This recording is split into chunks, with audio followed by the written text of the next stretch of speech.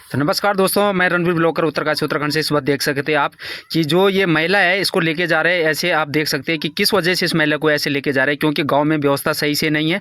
इसलिए इस महिला को, जो गर्भवती महिला है, इसको रोड तक पहुँचाने के लिए आप देख सकते हैं क्या प्रयास किया गया है। रोड तक लाने के लिए आप देख सकते हैं कि कितना प्रयास कर रहे हैं गाँव वाले, और इसको कट्टे और पल्ली और भीं के द्वारा इसको सड़क तक पहुँचाया जा रहा। तो आप देख सकते हैं हमारे गाँव के क्या हाल है। जो कि प्रधानमंत्री द्वारा भी गर्भवती महिलाओं के लिए कई सुविधाएं दी जाती है, लेकिन हमारे गांव में देखो, एक गर्भवती महिला को ले जाने के लिए क्या करना पड़ रहा वो देखो आप, कितने दूर से इसको सड़क तक ले जाना पड़ रहा। उसके बाद एक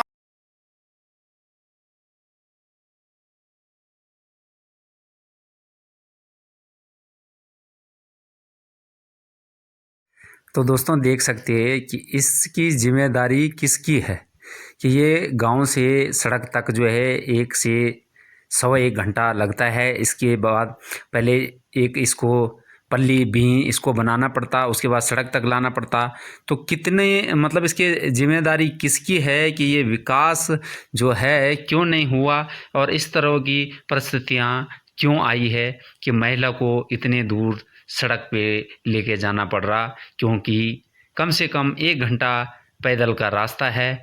और इतने देर में गर्भवती महिला जिनका कि बच्चा मतलब उल्टे साइड को होने की संभावना है, इसलिए बहुत ही सीरियस केस है। तो इसमें हमने भी तुरंत जल्दी से जल्दी भीं पल्ली, जो कि बोलते एक बल्ली, और पल्ली के सारे इनको सड़क तक लाने का प्रयास किया गया। और सभी गांव वालों ने देख सकते हैं आप कि मिलके इस प्रयास को बहुत ही अच्छी तरह से पल्ली भी बना के सड़क तक लाया गया। लेकिन मैं ये सवाल उठाता हूँ कि हमारे क्षेत्र इतना पीछे क्यों रह गया कि हमारा जो ये हालत आई, क्योंकि ये ज़्यादातर के सड़क के बिना ये ज़्यादा हमारी ख़राब हालत है। कि अगर सड़क हो सकती थी तो इसको हम कम से कम 2 घंटे हमारे बच जाते, और इतने देर में हम चिन्याली, सौड़ या उत्तरकाशी पहुंच जाते। क्योंकि पहले इस पल्ली को बनाया गया, जो इसकी बल्ली है, इस बल्ली को काटा गया, ढूंढ के लाया गया, उसके बाद इस पल्ली के ऊपर इनको रखा गया, उसके बाद गाँव के बंदों को इकट्ठा करना पड़ा, उसके बाद इनको उठा के गांव से सड़क तक लाना पड़ा। तो आप देख सकते हैं, पैदल खुद ही देखो, अपने नज़र से देखो आप, कि मैं आपको क्या बताऊं, आप खुद अपनी आंखों से देखो कि कितने दूर लाना पड़ रहा, और इतनी देर में इंसान की मौत हो सकती है, क्योंकि सीरियस केस है।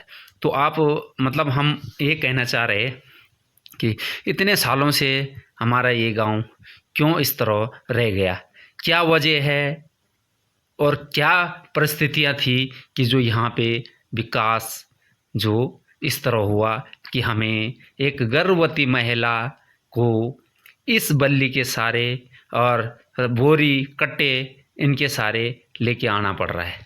तो इन परिस्थितियों की जिम्मेदारी किसकी है, कौन है, क्या है, इसका सवाल हमारे क्षेत्र के लोग क्यों नहीं उठाते, क्यों नहीं इस क्षेत्र के सवालों को आगे पहुंचाते हैं। क्योंकि हमारा जो 2024 का भारत है, इसमें हमारे माननीय श्री मोदी जी प्रधानमंत्री ने गर्भवती महिलाओं से लेकर महिला समूह तक पूरा जोर दिया हुआ है। तो हम ये कहना चाहते हैं कि ये किसकी गलतियां अब, क्योंकि या तो ये सरकार के पास नहीं जा रहा कि यहाँ इतना विकास नहीं है, या तो उनके नज़रों में नहीं आ रहा। ये क्यों इस तरह हो रहा है मेरे समझ में नहीं आया आज तक, कि हमारे इस क्षेत्र को क्यों इतना पीछे रखा गया।